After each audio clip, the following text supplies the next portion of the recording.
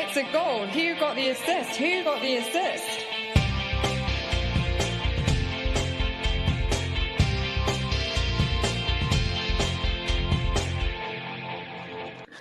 Hello everyone, so we're back a day later than planned. Yes, my biohazard of a child seems to give me a lovely stomach bug, which I'm just about recovered from. No beer for me today, sadly, which did mean I slept through yesterday's games, which was probably for the best where me and Sam both concerned. Speaking of which, the curse of WGTA does seem to have struck again. In both our cases, we stare down the barrel of a lovely red arrow, and the season, or seasons, best described now as salvage ops. Joined by Sam as always. How are you, mate? The enthusiasm from Sunday seems to have given way to a bit of self-loathing, I think. Yeah, it was quite difficult to get myself back up for this podcast after what has been just a nightmare game week. I didn't have exposure on Man City to the extent that it meant that yesterday was anywhere near enjoyable for me. And I think most people who follow me on X or obviously you in the private chat would have known that I was very keen on bringing in Haaland, and that just didn't suit me in the end because of the leaks. I just couldn't do it because I already had a fairly set starting 11. So knowing that he wasn't going to start was enough to put me off. It wouldn't have been any better off if I did bring him in, which is the only minor consolation. But it did mean that I had about 5 minutes to think through whether or not I did something else with my free transfer. And because it came out so late, I didn't even consider Alvarez. I didn't even consider De Bruyne because I couldn't figure out what it would do to my moves down the line. I wish I just punted on one of them, but it is what it is. I'm trying to maintain my positivity, but it is seeping away with every goal that Dominic Solanke scores tonight as we're recording. In the meantime, though, we are who got the assist on today's pods. It will be a bit shorter today. We always say that and it ends up being longer, but we will try and make it a bit shorter today because it is quite a short turnaround. We'll be discussing plans for the weekend and obviously what it's all feeding into. There will be a bit of general lamentation throughout the pod, so apologies in advance for that. We will check in with the bold claims as usual, and we've got a couple of questions, not as many as usual, but that will hopefully mean that we can get through the pod a little bit quicker for you today. It is the 1st of Feb. The games are going on in the background as we speak. I think it's half-time now in the West Ham Bournemouth game. 1-0 Bournemouth. Solanke has already scored, giving us both an even bigger red arrow. But for the time being, shall we take a look at scores on the doors, Tom? Yeah, let's do it very quickly. So yeah, you're in with your 46, aren't you? All out, which isn't the best, unfortunately. No, it's not. It's been a bit of a shocker, really. Foden captain got me the 12 points, but the story obviously is the Man City players I didn't have, as I already discussed. Alvarez and Haaland, Alvarez and KDB both returning, obviously, meant that it was always going to be a bit of a red arrow. I did have some optimism after Tuesday. I thought Tuesday went fairly well. Saka returned. Leno got my first goalkeeper clean sheet since game week 8, would you believe? And Watkins also got a goal as well. So it didn't look too bad at that point. It just all went downhill on Wednesday. And with no players left playing tonight, and a red arrow already confirmed yesterday, it was quite tough watching the last few minutes of those matches and then going into today with Solanke, Bowen, Areola, all highly owned players that could return. Obviously, only one of them has so far. But again, that's just worsening what is already a red arrow. So it's a bad week. But you know what? We move on and we'll pick ourselves back up and go again in game week 23, eh? Yeah, at least you didn't waste the transfer this week, though, huh? True. And I think that's probably time to move on to you. Yeah, so I did bring in Jota for Salah as broadcast, and I went with Haaland in the end for Solanke, which is obviously paid off very badly. I kind of thought, well, if I'm buying Haaland, I'm going to be doing it one in the next couple of weeks. So the Burnley game is probably the best week to do it. Hopefully, we'll repay the hit for that one. didn't quite work out as I intended. Obviously, I have seen, obviously, I was asleep during the game, but I have seen retrospectively there were potentially a couple of chances. There were. I don't know. I'm just I'm obviously hopeful that that will kind of obviously pay dividends going forward. But yes, a little bit annoying. I'm very glad I was asleep for the Darwin pen miss, and very glad that I Yeah. wasn't around basically for the entire opera of. I think I saw he had 11 shots.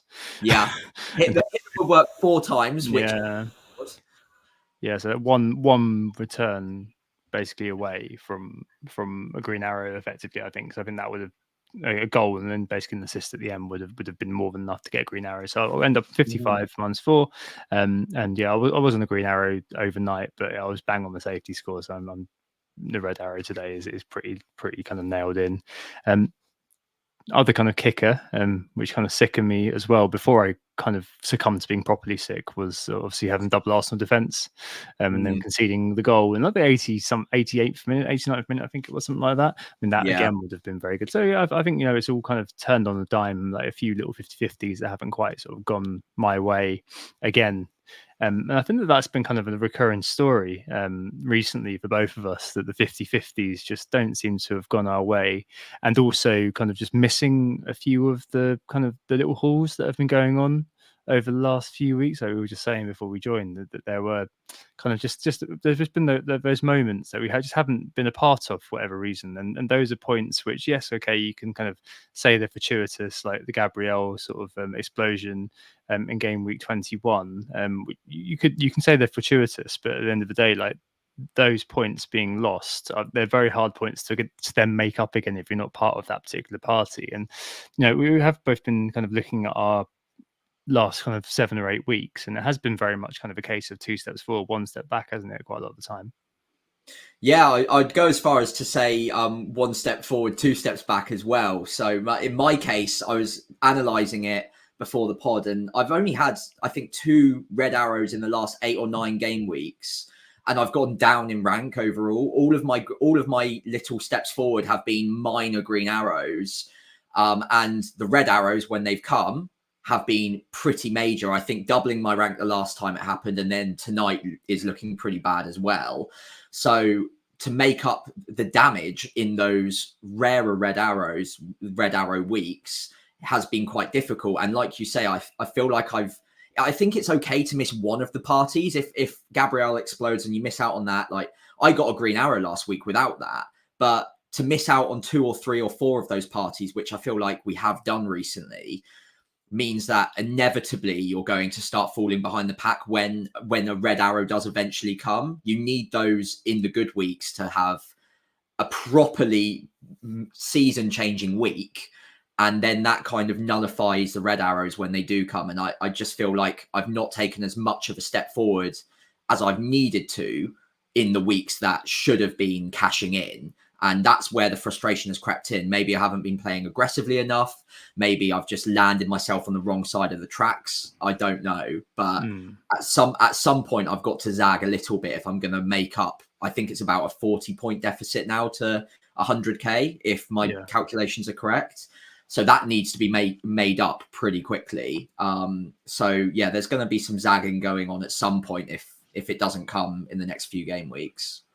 I looked through earlier on, and I've got this season. There've been 22 game weeks so far. I've only got 8 green arrows out of 22. That's a 36% success rate, which is basically like my uni success rate of women, except half. Even worse. No, I'm joking. It's actually, it's awful. And I don't know. I think that similar to you, I've been kind of floating around this kind of the same sort of area for an awfully long time. It's not since like kind of that game week 9 moment where I sold Son, basically. That's been like the main thing I've been recovering from ever since. And I've never quite got there. And as you say, like there's kind of 1 or 2 sort of fatally rubbish red arrows. So around game week 18, 19, I had that. And I've just not been able to recover from them. And I've not had that sort of been able to put a run together quite yet.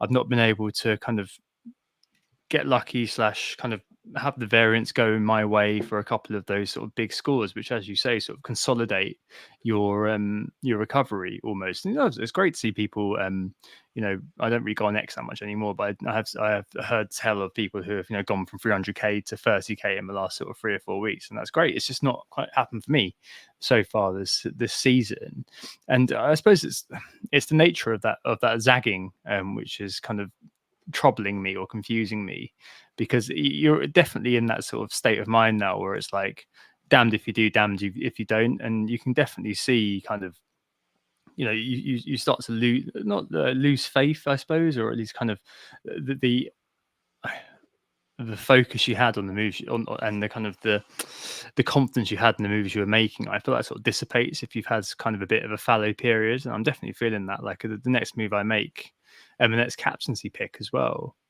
both of them could well be sort of ones where perhaps I should probably captain Haaland now I own him, but maybe I won't, and I'll go somewhere else. But then I kind of worry that Haaland will definitely will then start, and then he'll completely smash me because I won't have captained him, etc., etc. The nature of that zagging, Sam, is it still within the context of the plan that you've got, or is it a case of now screw it a little bit? Where do you stand on it? I'm not going to lie. This morning I was having a look around and feeling pretty sorry for myself and thinking, yeah, I could just do something wild. I could take a -8. I could wildcard. I could look at using these options I've got available to me in a different way. And I was playing around with all of those options, and something in the back of my mind's just still telling me like the plan is good. The next move that I'm potentially making is pretty much as easy a move as any manager could ever make in Archer, who's not even playing at the moment, to Haaland. That's not a difficult move to make, especially because I've got 2 free transfers. So I think that one kind of sorts itself out. It's what I do with the rest of the plan. So the plan was always to have 2 free transfers going into either game week 24 or 25. If I used another one now, then it makes it less likely that I get to that point, because there's a couple of other transfers I want to make before then. But there are moving pieces, and there are other routes that I could take now that could rip that plan up and almost start again, especially as we've been talking about all day. And I think the panic has started to set in a little bit on X at the moment, with the fact that the double game week for Liverpool in 25 still hasn't been announced yet. And I know we'll kind of come onto that a little bit more later, but if that isn't announced and we get past the deadline for game week 23, I think there's a whole new route that managers can take, which is almost jumping off of Liverpool pretty soon, because Arsenal away, yes, then it's Burnley at home. That's a great fixture. No one would debate that. But after that, they won't have the double. Then they blank, and then they're very likely to blank in game week 29. So all of a sudden, rather than piling into Liverpool, I could potentially even go as crazy as selling Darwin for Haaland instead. And then I've got still a ton of money in the bank to maybe even get to Kevin De Bruyne, and I've got a City triple up in attack ready for the double game week. So there are other avenues that I can explore, and I haven't quite worked out yet which one I like the look of at the moment. I think the safest one is obviously Archer to Haaland, and that was always the plan. So to answer your question in a very long way there, I think the plan isn't ripped up at the moment, but if we don't hear anything about the double game week going in as expected, then I could pivot quite quickly, and I need to have that in the back of my mind, what I would do if that is the scenario come Saturday morning. Yeah, you answered Bernardo Maldonado's question: are Liverpool players worth buying if they don't have a double? I think they're certainly worth buying in isolation, in a vacuum. Yeah, but I think that at this point there are other contextual issues which impacts kind of your decision making, and the fact they might have a blank they do have blank 26, like to have a blank in 29, and them having no double does mean that Burnley game is kind of the lone sort of carrot. I mean, it's probably okay, especially because of how they're performing at the moment, to not be worrying, sweating on your assets too much. But as you say, after 25, you may be thinking, you know what, I'm just going to jump off. It may be, and if you're like me and you've got 2 Liverpool assets like Darwin and Jota, maybe one of them then would go for Tony or Pauland. I mean, you're right. They then become sort of less untouchable than they were before. I suppose that's definitely true. It's difficult though, isn't it? Because you're just trying to think of ways in which you can kind of stand out from the crowd a little bit. And I've been mooting kind of looking at bench boosting in 25. But if that Liverpool game doesn't happen, and to be honest, there was, from what you said, and then from what kind of James from Planet and Co were saying as well, there was it was really seen as quite unfeasible that game wouldn't go ahead in 25, but now it looks a bit more shaky. So I don't know whether I can still go ahead and do that outside of wildcarding in game week 24 to set up for it, which again, kind of, I don't know, it feels like I could do that, and I could kind of attack 24 to 29, i.e. make sure my team is kind of 29 friendly. I think we'll know kind of what 29 looks like, won't we, by 2024 for sure. So I could play it that way and set up for bench boost 25 and then kind of figure it out from there. But it's gnarly, isn't it? It's gnarly. And just I don't know, Sam. It's trying to find the way back, I suppose, more like coming back, how you get back to the light. I suppose you've got to remind yourself, haven't you, that there are always going to be points to be had. The past is the past. Those points have gone now, and there is still a fair bit of season left to go. And the realistic finish, it doesn't take very much. It takes kind of stringing together 2 or 3 good weeks, especially because as we've kind of witnessed, there are probably quite a lot of there's quite a lot of congestion, I suppose, in the ranks. At least that's what I'm telling myself, that it wouldn't take very much for you to get out of it. Yeah, I mean, it's getting wider, but it is still definitely possible. And chip season's coming. There's a lot of managers up near the top end that have used a couple of chips, so it is definitely by no means a lost cause. There's plenty of reason to fight at the moment. We can still get to top 100k and beyond if we play well from here. I think the main concern I have at the moment is that there are a number of players that are increasing in ownership at the moment, that are exploding week in, week out, that based on our position as of today, it's actually quite difficult to decide whether or not they're worth going for. So you have Jota, but if you didn't have Jota yet, going into the Arsenal game and then not having that 25 double confirmed, followed by a blank, and then in 29 a blank as well, he's a more difficult buy than you might think. Especially when there are alternatives that you could look at buying. Yeah. Then you move on to Richarlison, and it's a very similar situation. No double in 25, and then blank in 26. So unless you're looking at free hitting, or you have barely any other exposure on blanking players in 26, he becomes a little bit more difficult to buy now, because you've only got 3 game weeks for it to pay off before you're probably taking a hit to get rid of him in 26, or a hit to get rid of someone else in 26. Kevin De Bruyne, probably a bit easier to warrant because there's no blank in there. It's just the double, and then a fixture afterwards in 26 as well. But the problem with him has always been, you want that money aside in case Salah is back for 25. But if Salah doesn't get the double, then he's not really a priority either, especially with the injury issues and the fact that the Carabao Cup's in 26, so they might save him for that. So then maybe De Bruyne becomes slightly easier to get to. But I think there's just a number of players now that aren't necessarily buys, but they're going to remain good options for the next 2 or 3 game weeks, and people have already got there. Do we chase the crowd and bring them in, knowing that in 2 or 3 weeks we're going to leave ourselves in a little bit of a sticky situation? I think each one is different and have their own merits, but it's quite difficult to make that decision on which one is the priority and which one you can afford to bring in. Yeah, I mean, that's kind of, I suppose, like the De Bruyne points is one that I was thinking about in terms of potentially wildcarding a little bit early. So going with De Bruyne, especially if Salah doesn't get the double game week, using him basically as the cash cow, as the piggy bank for the Salah return in game week 30-ish.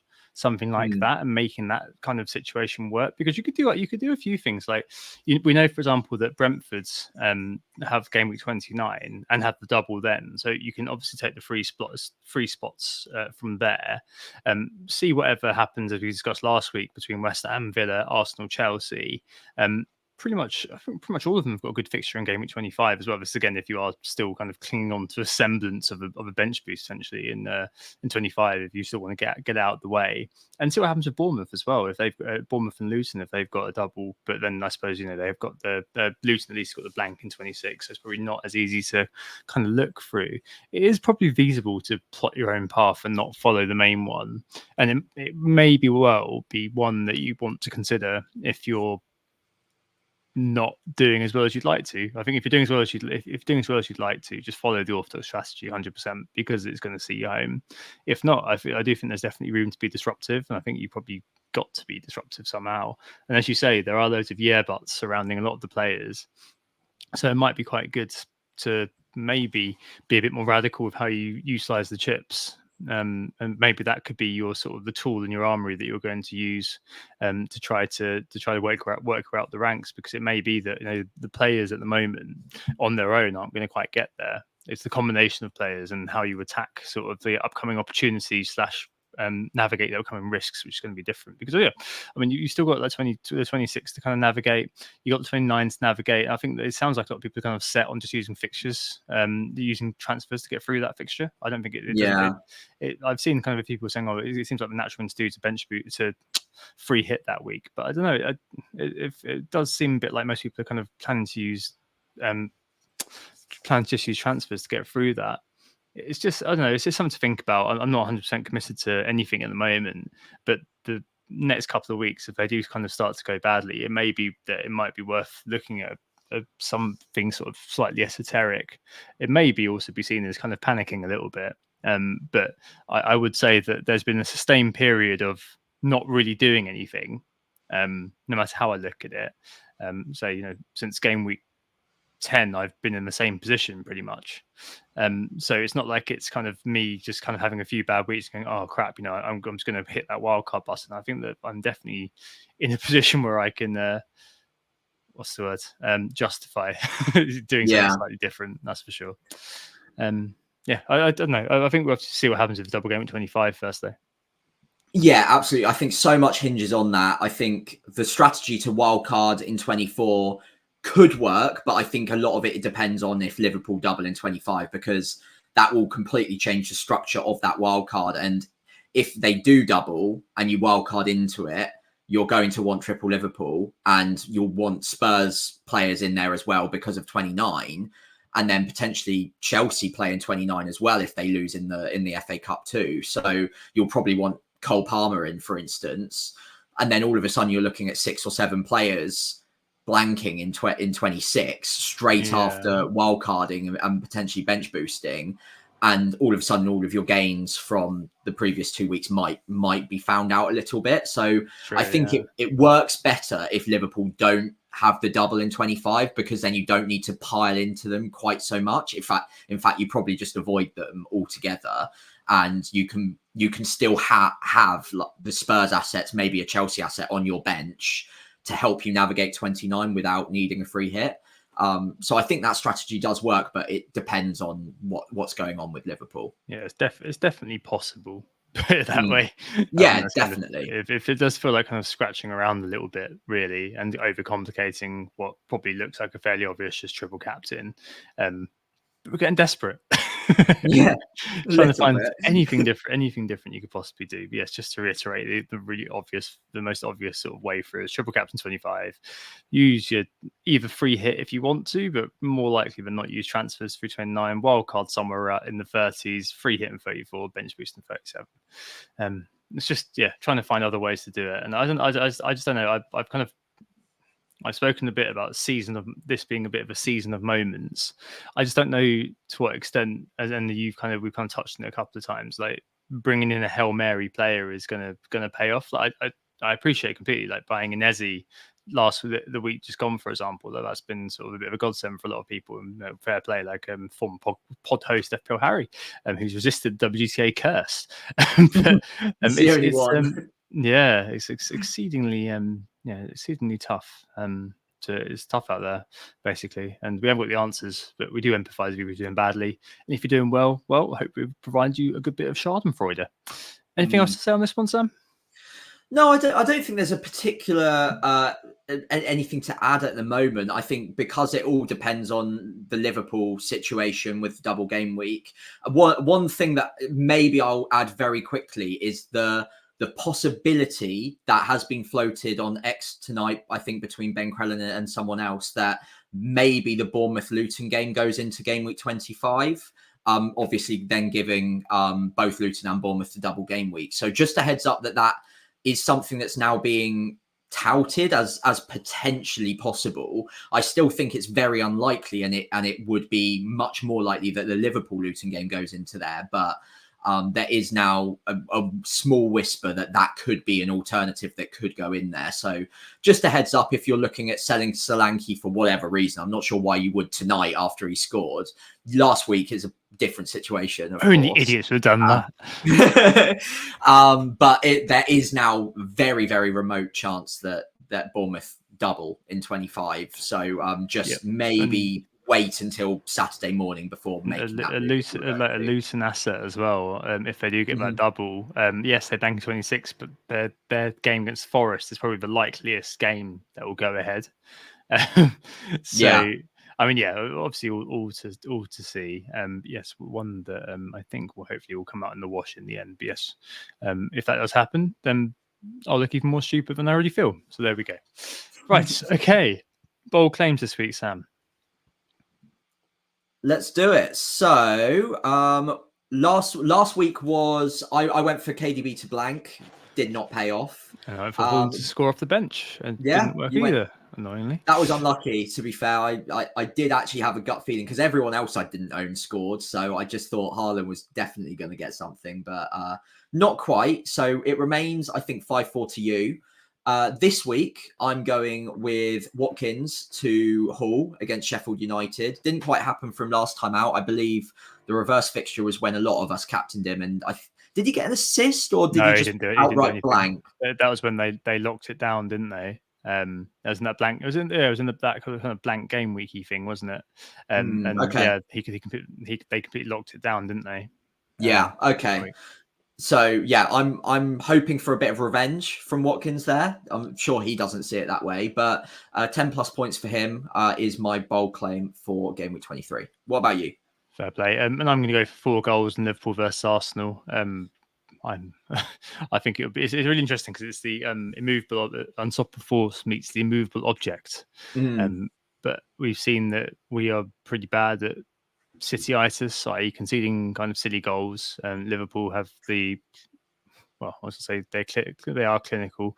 Jota's clinical enough to capitalise on that. Or if they give Darwin a one-touch finish where he doesn't have to think about it, then there's going to be goals there. And Liverpool, of course, in of themselves, not exactly a picture of defensive solidity at the best of times, even though their data's pretty decent.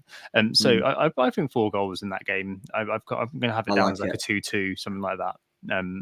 I like that. It's obviously going to be a great game to watch, and I think I'm gonna have to bench either Darwin or Jota in that game. So it's going to be bench Darwin. I am benching Darwin. So at the moment, so it's going to be a horrible watch, and I'll explain why in just a bit. Right, questions this week. Motoring through this because, as I said, short pod. First question is from Nick, who used to be on this podcast. What if any defenders are actually worth investing in? He asks. And Jeff Pedder says, Porro's lost his set pieces now, so is he now also expendable? Build on the next question. Yes, fascinating, really. Something that's been kind of a long-running theme, I suppose, throughout this FPL season, that defenders have just been untrustworthy gits. And that extends to the goalkeepers, as Sam said earlier on. Both of us having the Leno clean sheet is the first goalkeeper return since the game week was the season was in its infancy. So it's depressing on all fronts, and it's quite difficult really to begin to strategize with defenders. I think even I was talking about. I'm obviously not going to mention Walkergate because I can't be asked to comment on that, to be honest. But even like with City defenders previously, kind of at least a couple of years ago, it seems like a paragon of consistency. None of them really are players that you're able to, especially with the developments this weekend, you're able to confidently put into your team as 90-minute men, at least, even if the data's there. Ditto Arsenal defenders who you can put in your team confidently, but you can't be confident of them keeping clean sheet either. It's not been very good, and attacking defenders have been sort of the flavour of the month. But as Jeff points out, Porro losing the set pieces, sacrificing them to Madders, is a bit of a worry if you've owned him for a long while, like we both have.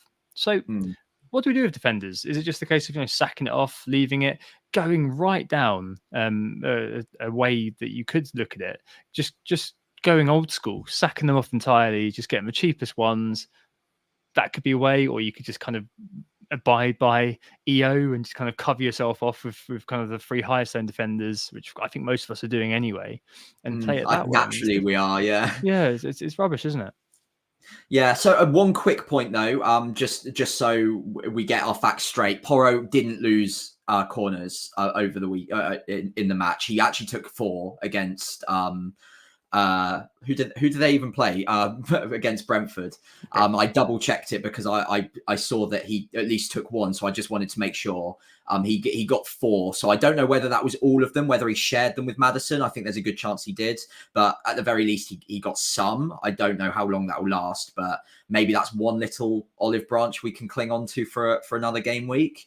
Outside of that, though, yeah, I mean, they've generally been really disappointing. I do think that just having an Arsenal defender is wise because statistically they are a very good defence, and just through sheer grit and determination, you'll probably get another 5 or 6 clean sheets out of them between now and the end of the season. Whereas there aren't many other sides that I could probably hang my hat on them and say that that's going to happen.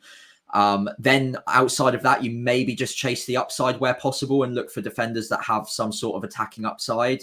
I mean, I brought in a Stupinan. It did work out to start with a clean sheet, surprisingly enough, but taken off at half time against Luton, obviously not ideal.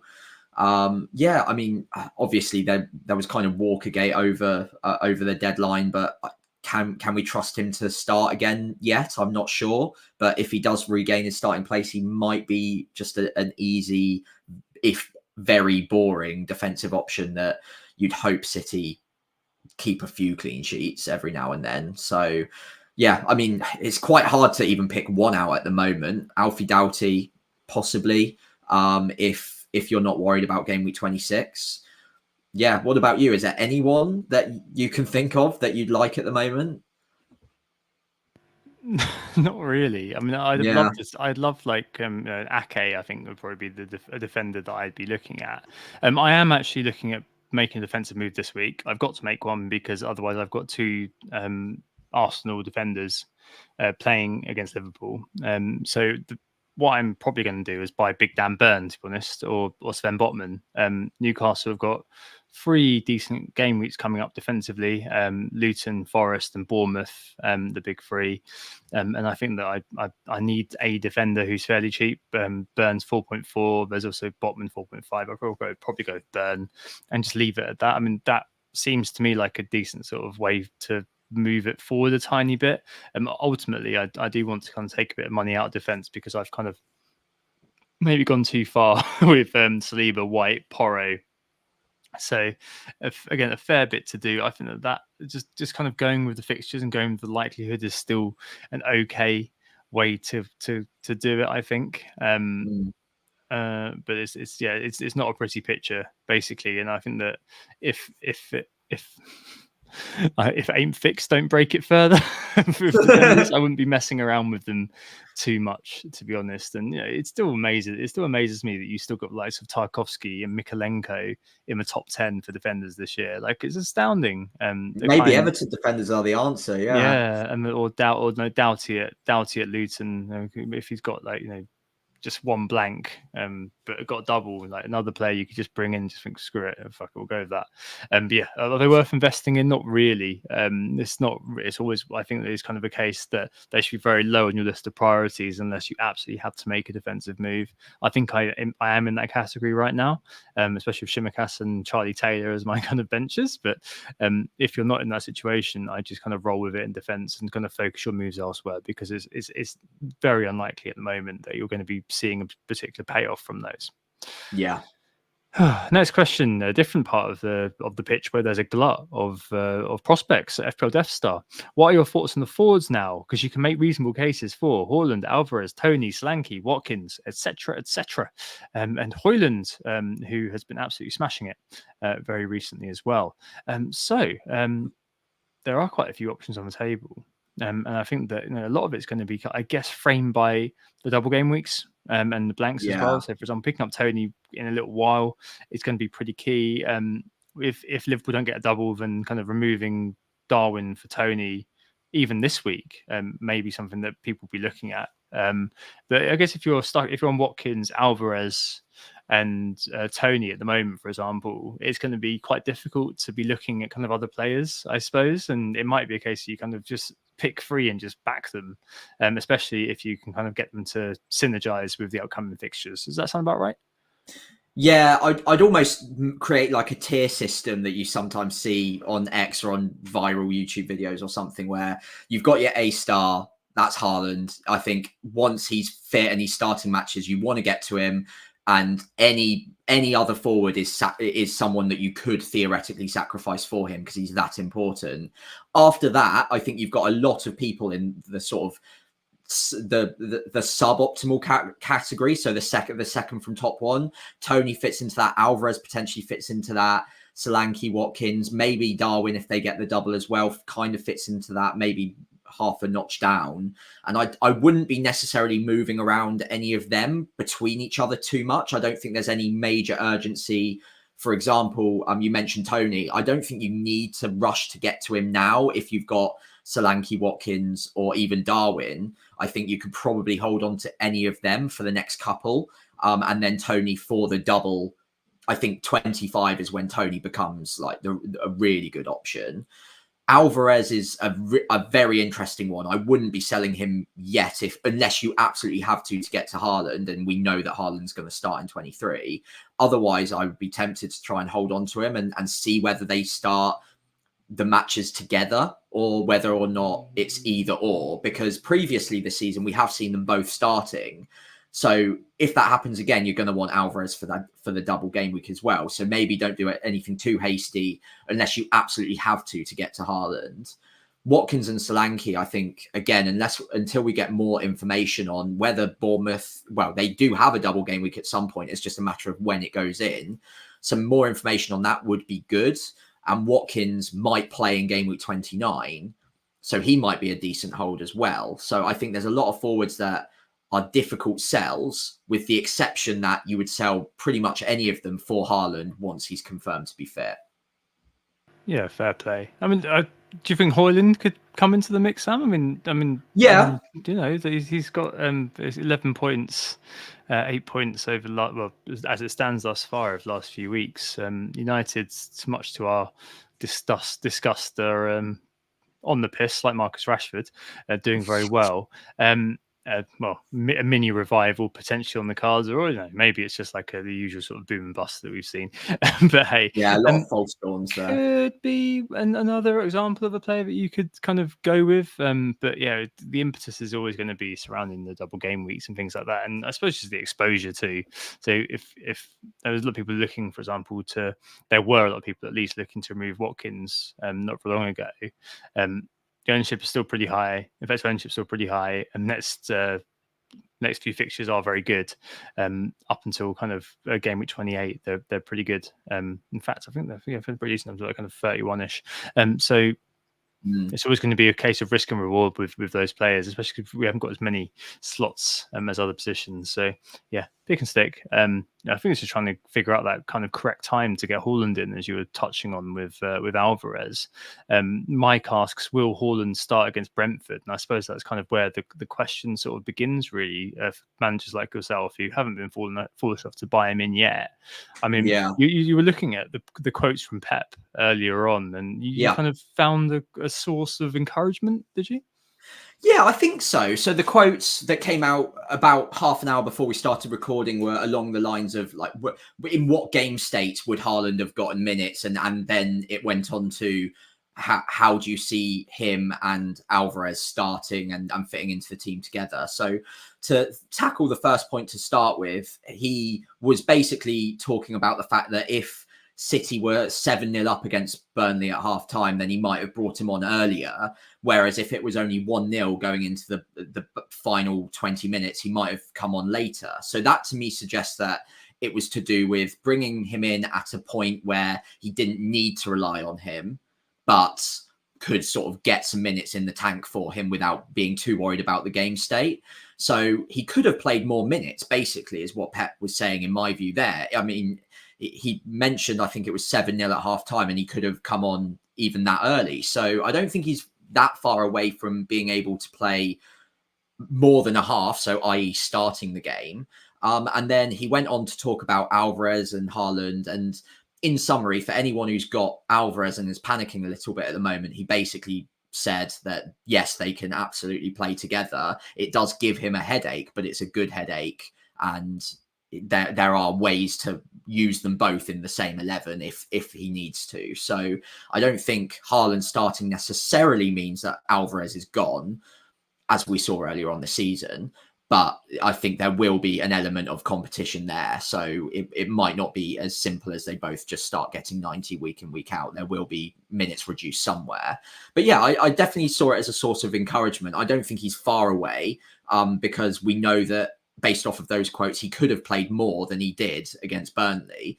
So another 5 days and 5 days worth of, or 4 days worth of training in the tank. He's probably that one step closer and potentially in line for a start against Brentford. We shall see. Yeah. It's impossible to say, though, isn't it? You just don't know what Pep's thinking.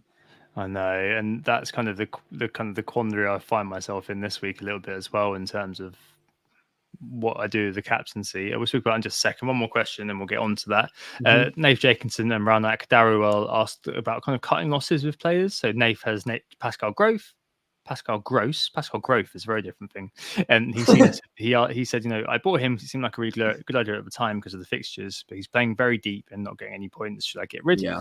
And Ranik says about Bernardo and Cash, do I just get rid of those non-performers? I think, as I've kind of found to my great joy in removing Martinelli, sometimes you just get a feeling that a player is a bit of a millstone around your neck. You need to get rid of them.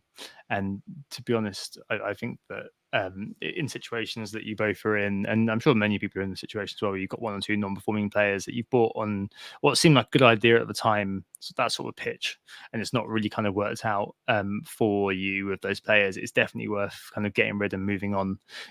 You can sometimes just have a feel about it. If there's no underlying numbers as well which support the player being any good, married up with kind of your view of watching the player not perform for you against your expectation, it's definitely a case you just kind of cut your losses, in my opinion. Very, very simple and easy for me, obviously within the context of what else you're trying to do. And I think it will be kind of second or third for me, I suppose, on the list of things that you'd be doing.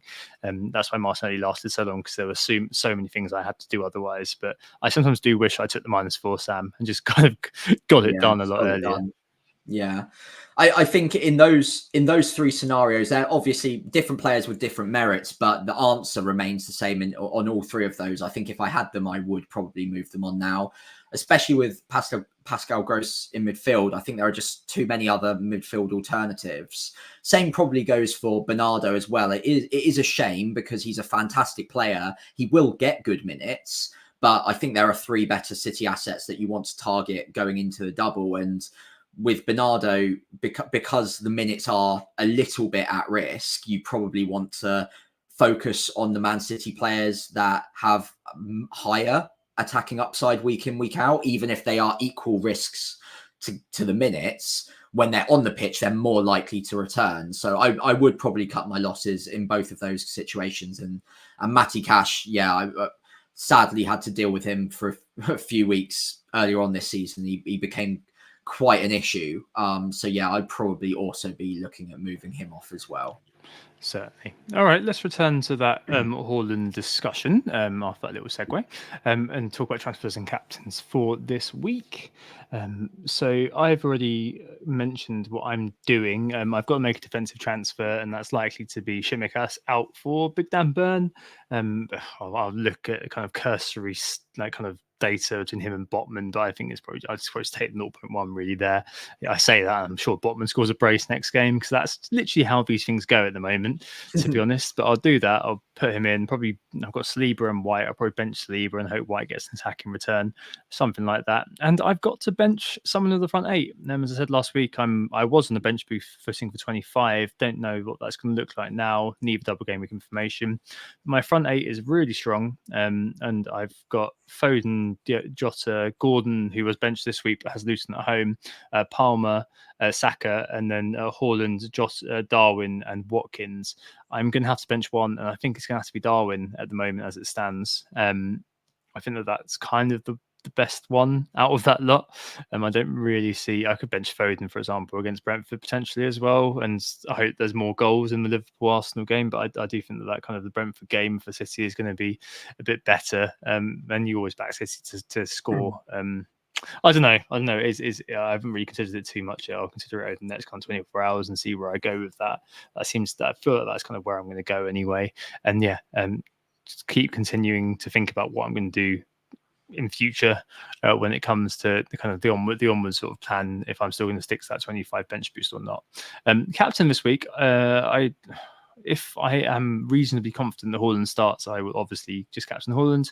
At the moment, it is Boston Anthony Gordon, just because he's got the best fixture out of my attackers. Him or Watkins, to be fair, could get the armband. Yeah, I mean, we'll see. It's basically Haaland, and if not, I make a decision between Gordon and Watkins, and see there. I do like kind of Gordon in the home game against Luton, to be honest. But I think Sheffield United have been no great shakes since they managed to stifle Villa last time defensively. So potentially, that could be where I go. But I don't know. I mean, to be your backing your bold claim, I suppose. I could feasibly see that coming off, to be honest, as well. But I don't know. I feel like he can be very frustrating, Watkins, and having the captain on him may or kind of double or triple or maybe even quintuple my frustration over the weekend. Is that game the broadcast game? Is my question immediately. No, it is not. So there you go. Maybe I could do that. We will see. So a couple of questions for you before we move on, just because it's relevant to my team actually as well, and probably a few others. Foden, how confident are you that he definitely starts against Brentford? I'd say I'm reasonably confident. I didn't obviously I didn't see the game, but from what I've kind of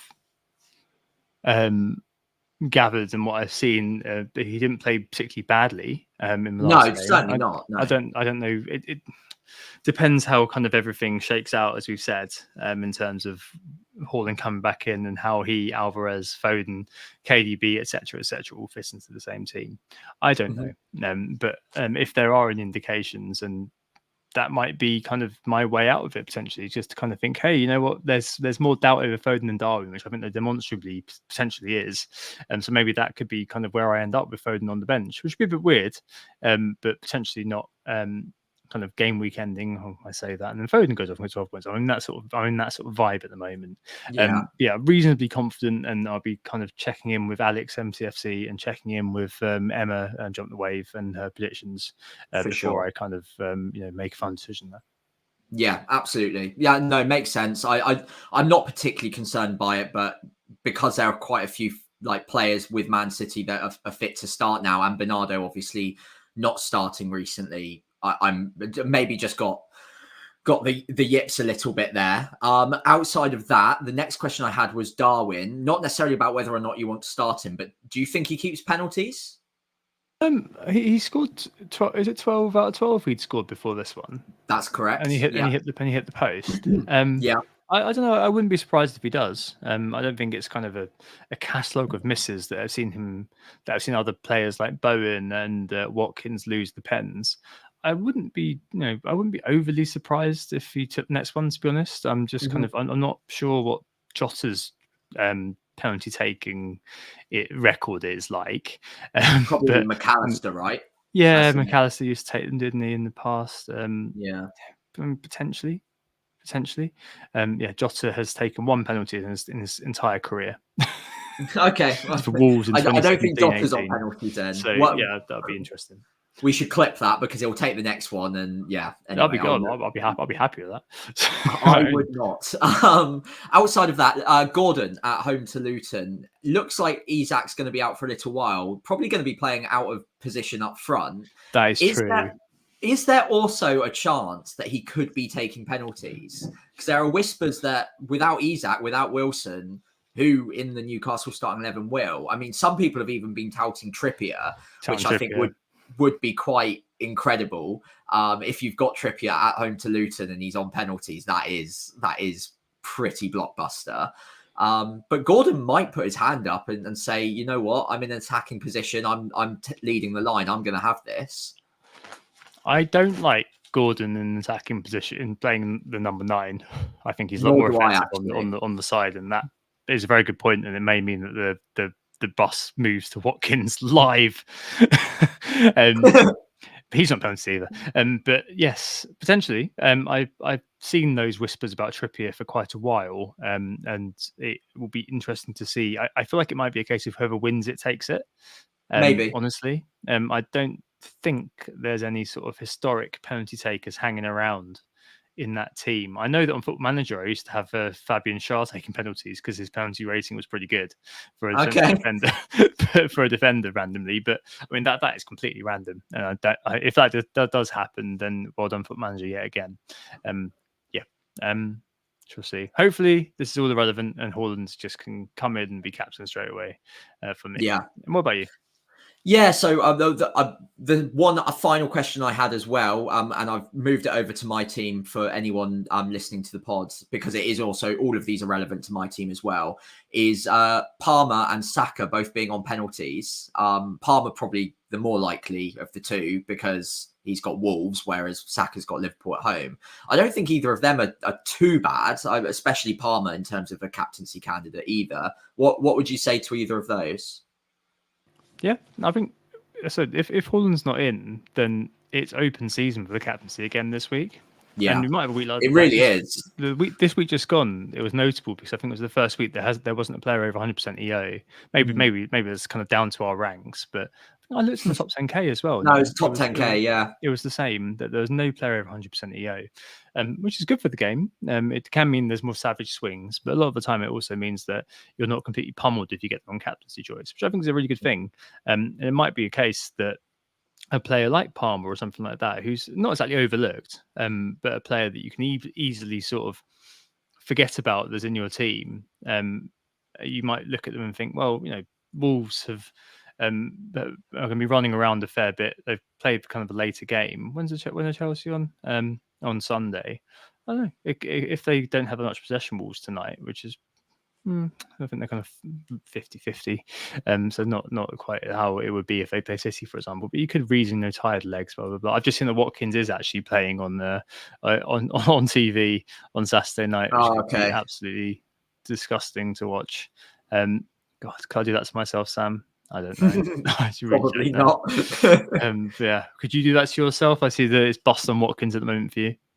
It is bust on Watkins at the moment, but honestly, any of the options that I've just pitched to you could easily end up with it. Looking at the schedule, I do actually quite like Palmer against Wolves because he is very explosive. He's got a number of big key hauls so far this season. I think he's had a 10 plus on 4 or 5 occasions already. So I don't mind him at all. And what you said about Wolves' fast turnaround, they play on the 4th of Feb. It's the first today, and they're losing 2-0 at home to Man United at half-time so far. So they could be a bit knackered. And then going down to London for the Chelsea game with a 2-day turnaround might not be the easiest thing to do. So I don't particularly hate that as an option. That being said, though, if with all things willing, I don't think there's much that stops me from bringing in Haaland this week, as long as we don't get anything like the same sort of leak we did in game week 22, which again, I think is very unlikely because they play the Monday game. So it's very, very unlikely we get anything concrete. So I think I'll probably be bringing in Haaland for Archer, starting him over Garnacho probably, and then probably putting the armband on Haaland as well and taking that slight risk. But I think I think given the fact he's gotten 20 minutes at least under his belt, I think it's likely he gets at least more than that in the next match. I think that's logical. So that probably puts him at 30 or 40 at an absolute minimum. And you'd hope that there's a much higher chance he starts than not. So I think for me, Haaland is probably the way it will end up going, but it's fun to play around with the other options just in case we get some sort of bad news. And I think instinctively it was on Watkins with the Sheffield United fixture, but yeah, a bit like you, like live on the pod, I could be quite tempted to move it over to probably Palmer. Yeah, I like right Palmer. now. You've sold me. You sold me big time on that, which is plus I've got good memories of Palmer already, like captaining him the other week, which shouldn't factor into my thinking whatsoever, but probably does a little bit. It's not good if we group think, is it, on these sorts of things? We've seen how it's gone this year if we group funk. But hey, there we go. Well, it'll be a split crowd though. That's good to see. Well, unless Haaland's kind of vaguely fit, in which case I think the gloves will come off. Haaland's already been bought in by almost 200,000 managers, top transfer. Wow. Yeah, already risen in price as well, as many have also seen to their chagrin, and further FPL X being a tempestuous place to be in news. Cool. Right. Well, we will be back shortly, very, very soon, next Monday. Yes, we will. And thank you all so much for listening to a slightly shorter pod today, but we still reached around about an hour. We were Who Got the Assist. You can find us on X at WGTA_FPL and myself at FPL Pricey. You can find us on Instagram or Threads at WGTA.FPL. Again, I'm just FPL Pricey on there. And if you did enjoy the pod, follow us on those channels, but also if you could give the pod a 5-star rating wherever you're listening to it. And if you're watching it on YouTube, then please do consider leaving a like and subscribing to the channel. It really does go a long way for us. Yeah, thanks very much for doing that if you possibly can. We hope you enjoyed the pods. Looking forward to hopefully righting the wrongs of this week and over the weekend. And we hope you assisted you if you are a bit down in the dumps and just wanted a little bit of positivity. There's still a long way to go. There are ways in which you can kind of claw it back. And hey, time always marches on. So outside of giving up FPL, which we're not going to be doing, we expect you to be back with us next week, listening to us enjoy having a lovely green arrow. Have a good weekend, and we'll speak to you very, very soon. Oh, it's a goal. Who got the assist? Who got the assist?